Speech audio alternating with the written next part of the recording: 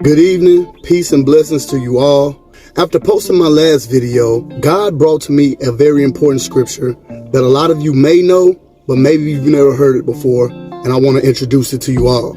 It comes from Joshua chapter 24, verse 15. It reads, "And if it seem evil unto you to serve the Lord, choose you this day whom you will serve, whether it be the gods of your fathers on the other side of the flood, or the gods of the Amorites in whose land you dwell. But as for me and my house, we will serve the Lord." Now, I've heard this scripture preached many of times, and at first glance, it seems like a pretty cut and dry statement. But if we delve deeper in it, you'll see how it ties in to my previous video. You see, it ties into a question that I previously asked on my last posted video concerning a question that is most commonly asked amongst unbelievers. And if you haven't seen that video, you can find it on my YouTube by clicking the link below. The question was, why would God say that he loves us, but if we choose not to serve him, turn around and damn us to an eternal burning hell? And trust me, we'll get to that answer in just a moment. But first, this scripture in particular lets me know that there's a more important question that each and every one of us watching needs to ask ourselves before engaging in this kind of conversation. And I said question, but it's more like a decision that we all have to make. And that decision is deciding whether or not it seems evil to us to serve the Lord or not. Because what we have to understand is that God doesn't mind us asking questions. In fact, God encourages us to have a hunger and thirst for his righteousness and knowledge. And part of having a healthy hunger and thirst is actually asking questions. I'm going to show you how, depending on what questions we ask, not only shows the spiritual maturity level that we're on, but how we actually feel about this amazing God that we claim to serve. Now, I know some of y'all are going to find this hard to believe, but when I was a child, I used to think like a child. So a lot of things that my parents used to do or say, whether good or bad, I simply just could not understand. And all of this was okay when I was too young to form my own opinion. Like, whatever my parents would put in front of me to eat, I ate it with no question. When they said it was time to go to bed, hey, it's bedtime. No questions. You can't watch this. Don't listen to that. You can't go here. You can go here. Don't do that.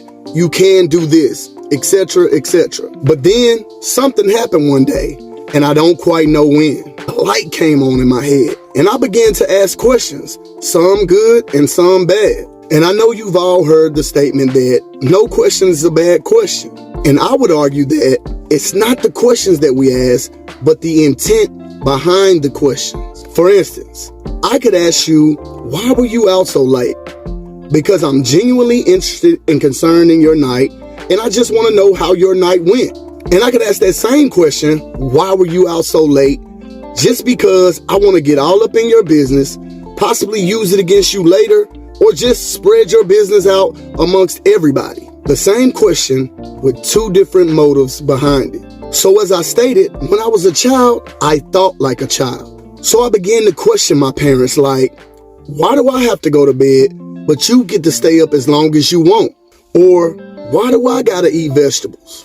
Or why can't I hang out with my friends all night? We just trying to have fun. Now, as I said before, there's nothing wrong with these questions if I genuinely wanted to know the answer and I could accept it. The problem was I wasn't asking the questions because I wanted to know. The problem was I had made my parents my enemy in my heart, or the bad guy. Now, how does that sound?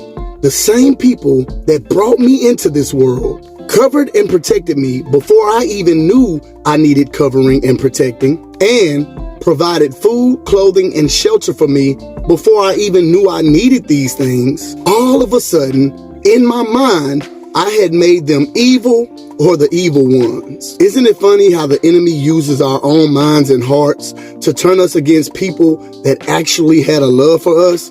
We'll get back to that in a second. And why did I make them my enemies? Well, There's many reasons. Because I had started to form my own thoughts and my own opinions and gain my own knowledge.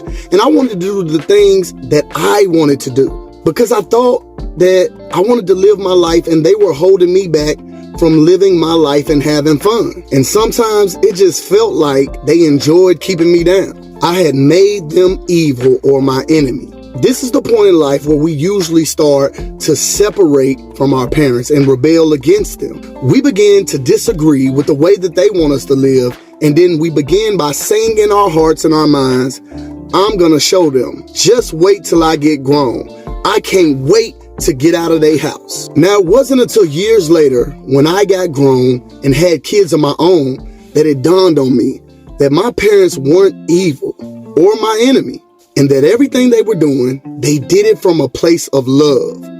Even when they disciplined me, I would argue that especially when they had to discipline me or correct me, it came from a place of love. Now here I was, making them evil in my heart, simply because I lacked the understanding of how much they actually loved me.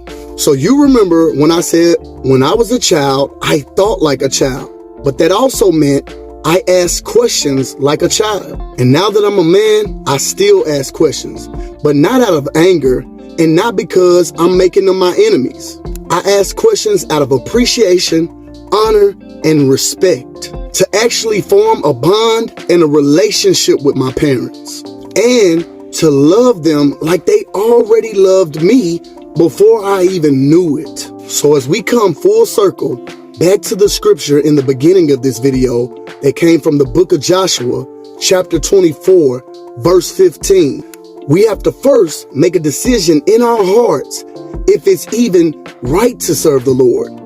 Have we made him our enemy? Is the Lord evil in our eyes? This is the decision that we have to come to first before we even begin to ask questions. Do you even want to serve this God that loved you before you even knew him? Or would you like to serve the gods of America? You know, money, sex, drugs, government, entertainers, in the land that you dwell. After all, God did create you with free will. It is your choice. But as for me and my house, we will serve the Lord. Now, I hope that scripture means a lot more to you after that breakdown than it did to you before.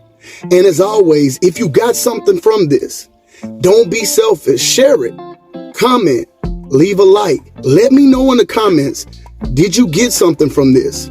How were you affected by this scripture? What does this scripture mean to you? Because on my channel, the biggest thing is that you study for yourself and get a relationship with God that's personal, because he does care about each and every one of us on a personal basis. And guess what? I still gotta do a part 3. So if you like it, drop a comment, and part 3 is on the way. Y'all be blessed.